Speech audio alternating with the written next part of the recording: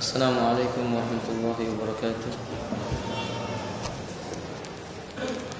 Innal hamdalillah nahmaduhu wa nasta'inuhu wa nastaghfiruhu wa na'udzu billahi min shururi anfusina wa min sayyiati a'malina. Man yahdihillahu fala mudilla lahu wa man yudlilhu fala hadiya lahu. Asyhadu an la ilaha illallah wahdahu la syarika lahu wa asyhadu anna Muhammadan abdullahi wa rasulullah. Allahumma salli ala Muhammadin wa ala alihi wa ashabihi wa man tabi'ahum bi ihsan ila yaumiddin, amma ba'du. Qala Allah ta'ala: ya ayyuhalladzina amanu taqullaha haqqa tuqatih wa la tamutunna illa wa antum muslimun. Wa ba'du, fa inna asdaqal hadithi kitabullah wa khairul hadi hadi Muhammadin sallallahu alaihi wa alihi wasallam wa syarrul umuri muhdatsatuha inna kulla muhdatsatin bid'ah wa kulla bid'atin dhalalah wa kulla dhalalatin finnar. Ikhwati rahimani wa rahimakumullah, kita melanjutkan pembahasan dari kitab Menuntut Ilmu, Jalan Menuju Surga yang disusun oleh Ustaz Yazid Ibn Abdul Qadir Jawas hafizahullah ta'ala. Pasal yang berikutnya adalah dampak buruk dari sifat hasad. Telah kita terangkan pada pertemuan yang sebelumnya tentang bahaya hasad dan tanda-tanda seseorang itu terkena penyakit hasad. Maka yang berikutnya adalah dampak buruk orang yang memiliki sifat dengki. Qala al-Ustadz hafizahullah ta'ala: faman kana lahu hasadun waqa'a fi khatiratin fima yali. Orang yang jatuh dalam perbuatan hasad, orang yang menyimpan sifat hasad dalam dirinya, dia akan terjerumus ke dalam beberapa bahaya yang berikut ini. Awalan, adapun yang pertama, karaha bi an umillahi ta'ala ala rajulin. Maka orang yang hasad itu dia membenci sesuatu yang telah Allah tetapkan atas orang lain. Dan kita mengetahui membenci nikmat Allah, membenci ketetapan Allah tabaraka wa ta'ala termasuk dosa yang besar dan tanda lemahnya keimanan. Karena kebenciannya kepada nikmat yang Allah berikan kepada orang lain berarti membenci terhadap apa yang telah Allah tetapkan bagi dirinya. Padahal Nabi SAW telah menyebutkan tentang penciptaan manusia dalam perut ibunya. Inna ahadakum yujma'u khalqu fi batni ummihi arba'ina yawman nutfatan summa yakunu 'alaqatan misla dhalika summa yakunu mudghatan misla dhalik thumma yursalu ilaihil malaku fayanfuhu fi ruh wa yu'maru bikatbi rizqihi wa ajalihi wa amalihi amsaqiyun aw sa'idun. Sungguh seorang di antara kalian diciptakan oleh Allah dalam perut ibunya selama 40 hari pertama berupa air, 40 hari kedua berupa gumpalan darah, 40 hari yang ketiga berupa gumpalan daging. Diutuslah kepadanya malaikat, lalu ditiupkanlah ke dalam dirinya itu ruh. Allah perintahkan untuk menetapkan baginya rezekinya, batas usianya, amalnya termasuk sengsara ataukah orang bahagia. Maka jika seseorang melihat nikmat Allah ada pada orang lain, dia harus yakin itu adalah takdir Allah Ta'ala. Allah berbuat sekehendak yang diinginkan dirinya, yang dikehendaki oleh Allah Tabaraka wa Ta'ala. Bila seseorang meletakkan kedengkian terhadap nikmat yang Allah berikan kepada orang lain, maka ia telah membenci ketetapan Allah Ta'ala. Hasan al-Basri menyebutkan, ma ra'aitu rajulan ghadiba bima kataballahu ta'ala illa dhalim yukhsiru yaumal qiyamah bil hazanin. Aku tidak melihat seseorang yang dia membenci apa yang telah ditetapkan oleh Allah kepada dirinya, melainkan dia orang yang sesat, dia akan diasung dalam keadaan bersedih di yaumil qiyamah. Ini bahaya orang yang meletakkan rasa dengki dalam dirinya. Yang kedua, innal hasad ta'kulul hasanat kama tuhrikun narul hatab. Yang namanya perbuatan dengki itu akan menghancurkan kebaikan-kebaikan yang ada pada dirinya seperti api yang membakar kayu yang sangat kering. Kama qala Nabi sallallahu alaihi wasallam akhrajahu Muslim, iyyakum wal hasad. Jauhilah oleh kalian sifat dengki atau hasad. Innal hasada, sesungguhnya hasad itu tudhibul hasanat, menghapuskan kebaikan-kebaikan, kama ta'kulun narul hatab, seperti api yang membakar kayu bakar. Fi riwayat kama tuhrikun narul hatab, seperti api yang membakar kayu yang sangat kering. Sehingga orang yang berbuat kedengkian itu rugi. Biasanya dengki itu akan diikuti dengan sifat ujub, akan diikuti dengan sifat kibar. Apa itu kibar? Batarul haq wa ghamtun nas, meremehkan orang lain dan menolak kebenaran, dan meremehkan orang lain. Dan biasanya kedengkian itu akan merusak orang yang dia dengki itu padanya.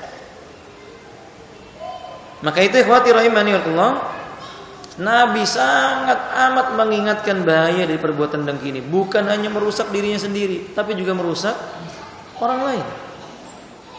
Tidakkah kerusakan yang ditimbulkan oleh Yahudi itu karena sebab kedengkiannya kepada Nabi SAW? Ya'rifunahu kama ya'rifuna abna'ahum. Mereka mengenali kebenaran yang dibawa oleh Nabi seperti mengenali anak-anak mereka. Tetapi apa? Kedengkian membawa mereka untuk membenci Islam. Bukankah yang membuat iblis itu rusak sehingga muncul sifat sombong pada dirinya? Salah satunya juga karena kedengkian. Kedengkian ketika Allah Subhanahu wa taala mengangkat derajat Adam dengan keilmuan yang dimiliki olehnya. Lalu Allah memerintahkan malaikat untuk sujud kepadanya. Wa idz qala rabbuka lil malaikati isjudu li adama fasajadu illa iblis aba wastakbara wa kana minal kafirin. Dan tatkala Rabbmu berkata kepada malaikat, sujudlah kalian kepada Adam, sujudlah semua malaikat itu kecuali satu buah makhluk, yaitu iblis. Dia enggan sujud karena dia sombong. Dan tidak mungkin kesombongan itu tumbuh dari diri iblis laknatullah alaih, kecuali adanya kedengkian. Sehingga dia mengatakan kepada Rabbunallahu tabaraka wa taala, khalaqtahu min tin wa khalaqtani min nar wa khalaqtahu min tin. Engkau ciptakan aku dari api, engkau ciptakan dia dari tanah. Aku lebih baik daripada dirinya. Kedengkian membuat iblis diusir diusir dari surganya Allah Azza wa Jalla. Dilaknat oleh Allah tabaraka wa taala. Kedengkian yang dibarengi dengan kesombongan. Yang ketiga, sesungguhnya hati orang yang hasad itu akan merasakan sedih, terbakar, merasakan panas, dan api yang memakannya yaitu api kedengkian. Waliman waqa'a fi qalbi hasadun yadukul hazana wa harrati niwarul hasadi. Orang yang dalam hatinya diletakkan rasa dengki, dia akan menemui kesedihan. Dia akan merasakan panasnya gejolak api kedengkian itu. Setiap kali dia melihat nikmat Allah atas orang lain, semakin bersedih dirinya. Semakin orang lain itu dikaruniakan oleh Allah kebaikan, semakin bergemuruh dadanya, semakin tumbuh kebenciannya, padahal tanpa hak, tanpa dasar yang syar'i. Berarti orang hasad itu makin lama makin berpenyakit. Shadaqan Nabi sallallahu alaihi wasallam hina maqal, benarlah Nabi ketika beliau mengatakan ala inna fil jasadi mudghah. Ketahuilah sesungguhnya di dalam jasad manusia ada segumpal darah. Idza salahat salahat jasadu kullu wa idza fasadat fasadat jasadu kullu ala wahyal qalb. Bila baik segumpal darah ini, baiklah seluruh tubuhnya. Bila buruk segumpal darah ini, buruklah seluruh tubuhnya. Ketahuilah dia adalah hati. Kalau hati sudah dipenuhi dengan kedengkian, ya tinggal ditunggu penyakit-penyakit yang datang menimpa dirinya. Dan telah saya sampaikan pada pertemuan sebelumnya, ketika Abdullah ibnu Umar radhiyallahu ta'ala dia datang kepada seorang sahabat yang Nabi sallallahu alaihi wasallam berkata, sebentar lagi akan datang seorang lelaki ahli surga. Maka datanglah seorang lelaki tersebut. Abdullah ibnu Umar merasa penasaran apa yang dilakukan oleh orang ini. Ia pun bermalam di rumah lelaki ini selama 3 malam. Di malam pertama ingin sekali dia mengetahui amal apa yang istimewa. Ternyata tidak ada. Ia bangun dari tidurnya, ia beristighfar, mengucapkan kalimat tahlil, kemudian dia tidur kembali. Di malam yang kedua sama. Di malam yang ketiga pun sama, tidak ada yang istimewa. Sampai setelah selesai sholat subuh, Abdullah ibnu Umar mengatakan, keinginannya mengapa dia bermalam di rumahnya bukan karena dia berselisih dengan orang tuanya, tapi dia ingin tahu mengapa Nabi mengatakan bahwa diri orang itu adalah ahli surga. Lelaki itu berkata, tidak ada yang istimewa dari diriku kecuali ma waqa'tu fi qalbi hasadan li ikhwani. Saya tidak pernah meletakkan dalam hati saya perasaan dengki kepada saudara-saudaraku. Apa kata Abdullah ibnu Umar radhiyallahu ta'ala? Ini yang saya tidak sanggup. Ini yang kami berat melaksanakannya. Maksudnya, ini yang kami sulit mengerjakannya. Oh, kama qala radhiyallahu ta'ala. Lihat ikhwan billah. Bagaimana Nabi memberitakan kepada para sahabat akan datang seorang lelaki ahli surga. Ternyata keistimewaannya, dia tidak meletakkan dalam hatinya kedengkian. Dia melihat orang lain diberikan oleh Allah kenikmatan, ia pun bersyukur, berharap Allah menambah kenikmatan pada orang itu. Allah pula berikan kepadanya kenikmatannya juga. Ia lihat saudaranya diberikan oleh Allah karunia kebaikan, ilmu yang bermanfaat, kecerdasan. Ia bersyukur dan dia berharap agar ilmu itu semakin ditambah pada diri orang itu, dan dia berharap dirinya pun mendapatkan kebaikan ilmu itu. Sehingga Nabi mengatakan la hasada illa fisnatan. Kalau memang ada hasad yang boleh, maka tidak boleh kecuali pada 2 perkara. Hasad yang dimaksud di sini adalah ghibthah. Apa itu ghibthah? Keinginan memiliki seperti yang dimiliki oleh orang lain tanpa berharap milik orang lain itu hilang dari dirinya. 2 perkara. Yang pertama, lelaki yang Allah berikan kepadanya ilmu. Dengan ilmu itu dia memutuskan urusannya. Ini baik tidak, halal tidak, haram tidak, wajib ataukah sunnah, berbahaya ataukah bermanfaat untuk dunianya maupun akhiratnya. Dia timbang dengan ilmunya. Dia berharap bisa seperti itu. Ini boleh. Yang kedua, lelaki yang Allah karuniakan kepadanya harta benda dunia yang ia gunakan berjuang dengan hartanya itu di jalan Allah tabaraka wa taala. Dia kepingin seperti si fulan itu memiliki harta untuk bisa berjuang dengan hartanya itu. Ini boleh. Tidak yang lainnya. Adapun kalau seseorang memiliki kekayaan, memiliki rumah yang mewah, memiliki kedudukan, halas. Kalau kita punya keinginan seperti itu hal yang wajar, tapi menginginkan kenikmatan orang itu hilang, jelas itu sebuah kedengkian. Sahabat Nabi yang dikabarkan oleh Nabi dengan mengatakan akan datang kepada kita ahli surga. Sebentar lagi datang menjumpai kita ahli surga. Ternyata kuncinya menghilangkan rasa dengki. Makanya Nabi sallallahu alaihi wasallam, Allah Subhanahu wa taala menganjurkan kita dan menggambarkan orang-orang yang hatinya bersih itu mengucapkan doa Rabbana ighfir lana wa li ikhwanina alladziina sabaquna bil iman wa la taj'al fi qulubina ghillan lil ladziina amanu. Ya Allah, ampuni dosa kami, ampuni pula dosa-dosa orang yang lebih dahulu beriman daripada kami. Dan jangan engkau jadikan dalam hati kami ada kedengkian, ada ghil, ada hasad kepada saudara-saudara kami yang telah terlebih dahulu beriman itu. Minta kepada Allah seperti ini, karena ini mengingatkan kepada kita bahwa setiap saat, sebagaimana yang saya jelaskan pada pertemuan sebelumnya dalam buku ini, beliau menjelaskan hampir tidak ada manusia satu pun yang lepas dari hasad. Hanya bedanya orang yang memiliki ilmu, dia menyembunyikan dan menekan perasaannya, dikalahkan dengan ilmunya itu, dengan sebab rahmat Allah. Adapun orang yang berkecimpung dengan kemaksiatan, kedurhakaan kepada Allah, dia akan tampakkan kedengkiannya itu kepada saudaranya, dan dia lama-kelamaan akan binasa. Wallahu ta'ala a'lam bishawab. Yang keempat, sebelumnya Tadi beliau mengatakan di sini, setiap kali melihat satu nikmat pada orang yang ia dengki, ia akan selalu sedih, ia akan berduka, dan dunia akan terasa sempit baginya. Ini tanda-tanda ya kawan ya. Ini untuk kita koreksi, jangan nuduh orang lain. Sepulang dari sini kita memikirkan, atau saat ini kita berpikir, apa kita pernah seperti ini? Kalau ada orang diberi oleh Allah kenikmatan apapun itu, baik itu nikmat ilmu, nikmat harta yang digunakan berjuang di jalan Allah, nikmat memiliki teman-teman yang soleh, nikmat dicintai oleh orang soleh dan mencintai orang soleh, nikmat dicintai oleh Allah dan Rasulnya dan mencintai Allah dan Rasul, semua nikmat. Kalau kita merasa sedih dengan kenikmatan yang ada pada saudara kita itu, dada kita terasa sempit rasanya kalau melihat kenikmatan itu ada pada saudara kita, itu tuduh diri kita. Kita terkena penyakit hasad. Karena memang hasad itu urusan antara dirinya dengan Allah Taala. Dan kalau sudah seperti ini, akan muncul berbagai pintu-pintu setan yang terbuka baginya untuk menyakiti saudaranya. Mulai dari menggibah, menceritakan yang tidak benar terjadi pada orang itu atau yang disebut dengan buhtan, bohong besar, menghasut, mengajak orang untuk membencinya, mencari jalan-jalan yang bisa mencelakainya, semuanya mengecilkan keadaannya, kebaikannya dianggap tidak ada, ketika muncul kesalahannya diangkat sebesar-besarnya. Itu tanda-tanda bahwa orang ini terkena penyakit hasad. Itu tanda-tanda kalau ada itu pada diri kita, kita terkena penyakit hasad. Segera berlindung kepada Allah dan bertobat kepada Allah dari dosa yang seperti ini.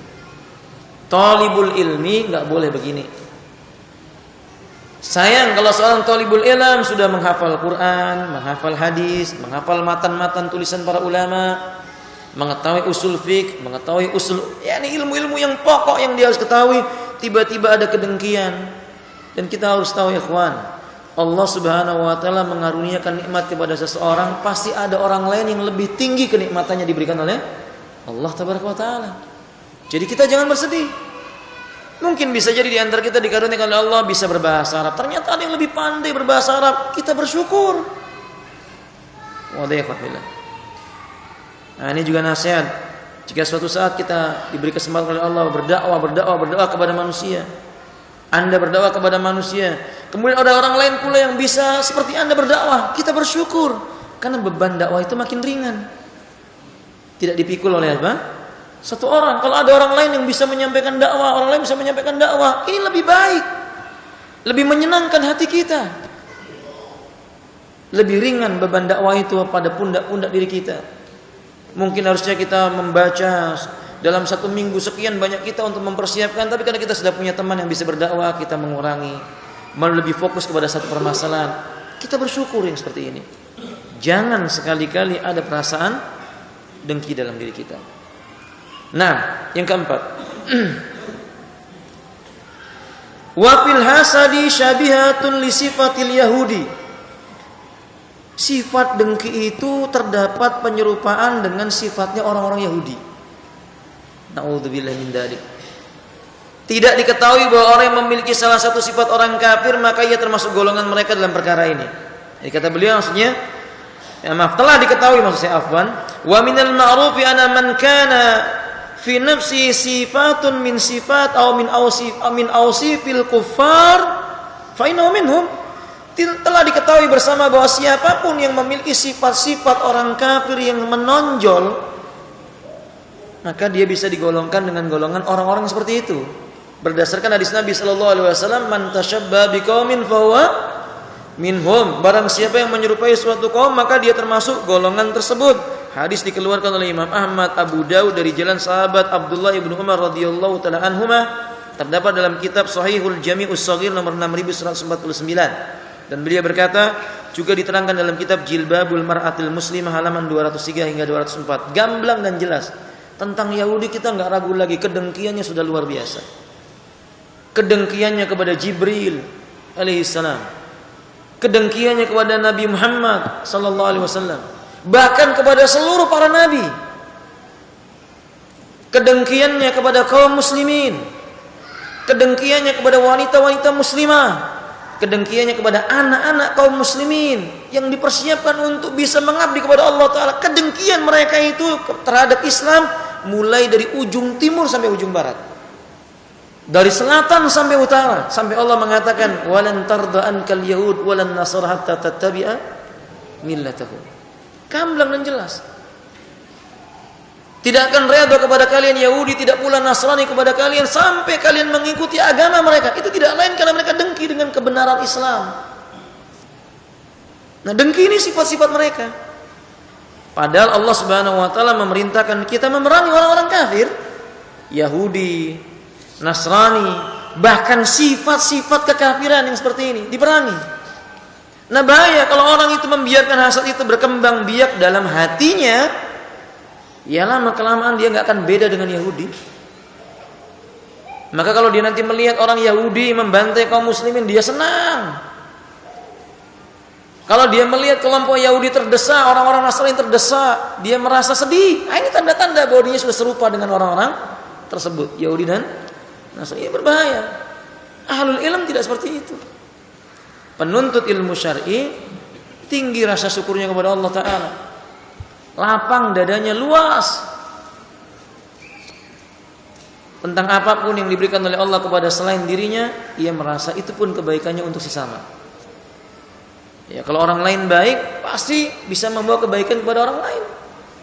Islam itu kalau dimiliki oleh orang lain, ilmu itu kalau dimiliki orang lain, pasti kebaikannya akan tersebar untuk orang lain juga, dan tidak akan merugikan dirinya, insyaallah taala. Yang kelima, ini kata beliau, bagaimanapun kuatnya hasad, tidak akan mampu menghilangkan nikmat Allah dari orang lain. Ini penting. Ini masalah beriman kepada takdirnya Allah. Bagaimanapun kedengkian itu mengakar dalam hati seseorang yang berkeinginan menghilangkan nikmat Allah pada diri orang lain, itu nggak mungkin bisa hilang, kan Allah yang menetapkan. Allah yang menentukan si fulan mendapatkan sekian, si fulan mendapatkan sekian, Zaidan mendapatkan demikian. Ini jelas haknya Allah tabaraka wa taala. Takdir itu tidak ada yang bisa merubahnya kecuali siapa? Apa yang bisa merubah takdir ya kawan? Apa yang bisa merubah takdir? Doa. Doa pun itu juga sudah ditakdirkan oleh Allah. Takdir kata antum bisa berubah dengan apa tadi? Doa, benar. Tapi doa yang bisa merubah takdir itu juga sudah takdirnya Allah. Lah bingung tuh antum? Bingung apa enggak? Enggak insyaallah ya. Nah, maka soal itu ikhwati, kalau ditanyakan apa yang bisa merubah takdir, siapa yang bisa merubah takdir? Hanya Allah tabaraka wa taala. Maka orang yang berbuat dengki itu enggak ada manfaatnya.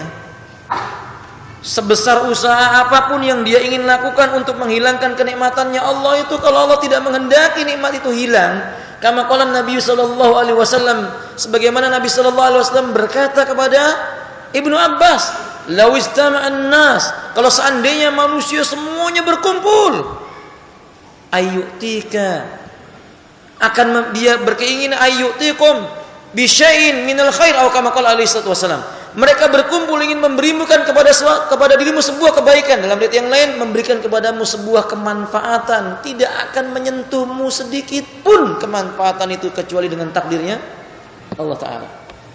Dan jika seandainya seluruh manusia berkumpul untuk mencelakakan dirimu dengan satu bentuk kemudaratan, tidak akan menyentuh kulitmu sedikit pun kemudaratan itu kecuali dengan takdirnya Allah Taala. Jadi orang dengki itu sia-sia, cuma ngerusak dirinya, membuang-buang masanya, menjauhkan dari rahmat Allah Taala untuk dirinya sendiri. Yang keenam, hasad menghilangkan kesempurnaan iman. Wa innal hasada yunaqisu kamalul iman. Hasad itu mengurangi dan menghilangkan sempurnanya keimanan. Kama qala Nabi sallallahu alaihi wasallam, la yu'minu ahadukum hatta yuhibba li akhihi ma yuhibbu li nafsi. Tidak beriman salah seorang di antara kalian sehingga dia mencintai saudaranya seperti ia mencintai dirinya sendiri. Mana mungkin orang hasad bisa mencintai orang lain? Mana mungkin orang hasad itu bisa mencintai saudaranya yang muslim? Kalau dia tidak bisa mencintai saudaranya muslim seperti mencintai dirinya sendiri, maka tidak ada iman dalam dirinya. Kalau tidak mau disebut berkurang keimanannya, maka tidak ada iman dalam dirinya. Bedakan dengan orang-orang Ansor, ketika Allah berikan nikmat, diangkat rasa dengki dari hati mereka itu. Abdurrahman bin Auf dipersaudarakan dengan Nabi dipersaudarakan oleh Nabi dengan salah seorang Ansor.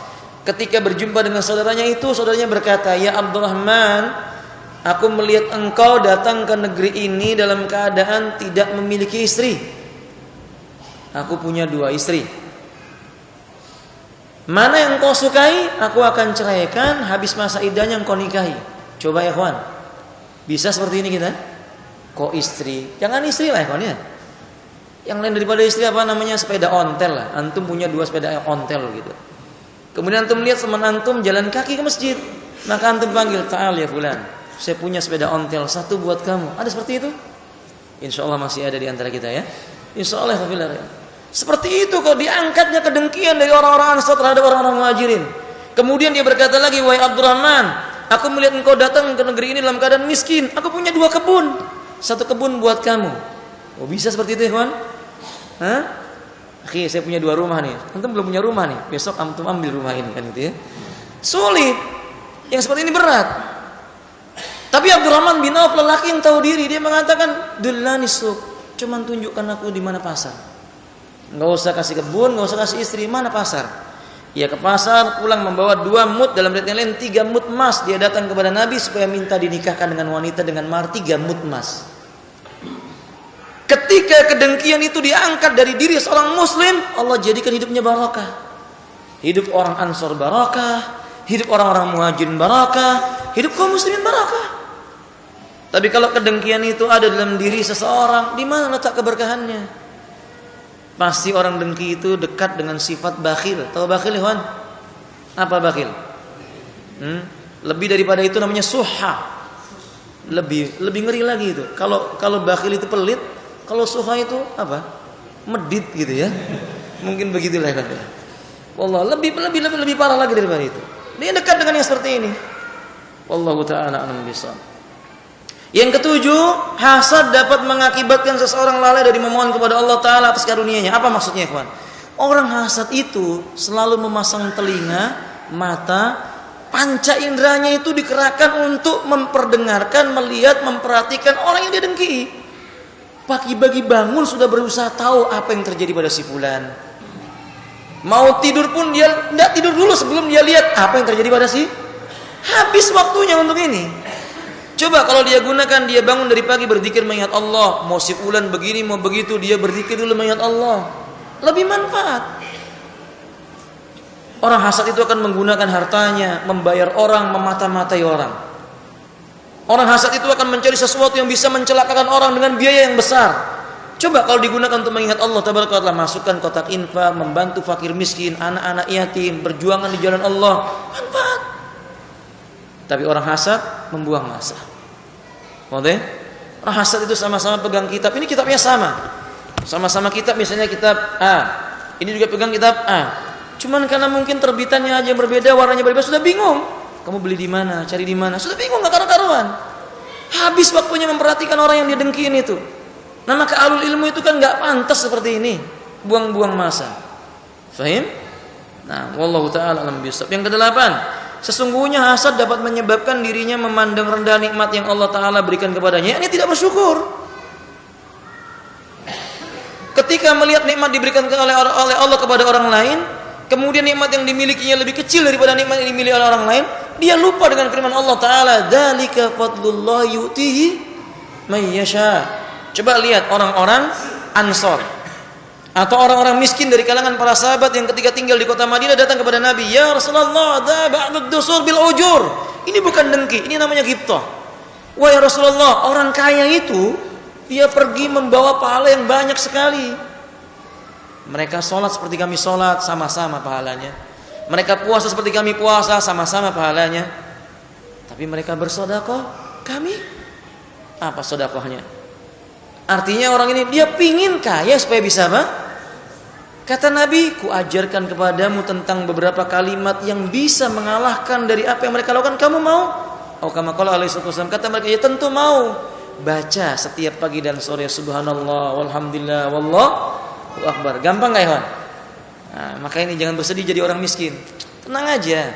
Allah sudah memberikan jalan melalui Nabi. Kalau kita ini miskin, kita baca subhanallah alhamdulillah wallahu akbar. Tapi keesokan harinya orang ini datang lagi, ya Rasulullah, orang kaya baca juga. Jadi gimana ini? Baru Nabi mengingatkan, dzalika fadlullahi yu'tihi may yasha. Itu karunia Allah. Allah mau berikan karunia-Nya itu kepada siapa yang dikehendaki Allah, itu hak Allah. Baru para sahabat tenang. Oh iya, setiap orang punya keutamaan. Orang yang hasad nggak akan melihat itu. Dia merasa Allah nggak adil dan sebagainya. Ahlul ilmu tidak boleh demikian. Mungkin si A bisa menghafal Quran, tapi belum tentu dia mampu seperti sebagian orang yang qiyamul lail di tengah malam. Punya kelebihan yang lain. Si A hafal kitab salah satu usul, mungkin yang ini hafal Arba'in Nawawi. Kenapa tidak saling melengkapi? Kedengkian tidak membawa kepada kebaikan. Poin yang berikutnya, hasad ini merupakan akhlak tercela. Karena orang yang hasad selalu memantau nikmat Allah yang Allah berikan kepada orang lain di tengah masyarakat, berusaha sekuat tenaga untuk menghalangi manusia dari orang yang dia dengki dengan merendahkan atau meremehkan kebaikannya, sama seperti yang di atas penjelasannya. Yang terakhir, sesungguhnya jika orang hasad, selalu tindakannya melampaui batas kepada orang yang ia dengki, maka yang didengkinya tersebut akan mengambil kebaikannya. Berarti beruntung orang yang dizalimi, merugi orang yang berbuat zalim. Semakin orang dengki kepada orang lain, nanti kebaikan orang yang dengki ini akan diberikan kepada orang yang didengkinya itu. Tentang dalilnya saya sudah sering sampaikan kepada antum tentang ucapan Nabi, atadruna manil muflis, tahukah kamu siapakah orang yang bangkrut, ila akhir hadis. Wallahu taala a'lam bissawab. Barakallahu fikum. Sampai di sini semoga bermanfaat. Akhiru da'wana alhamdulillahirabbil alamin. Subhanakallahumma wa bihamdika asyhadu an la ilaha illa anta astaghfiruka wa atubu ilaik. Assalamualaikum warahmatullahi wabarakatuh.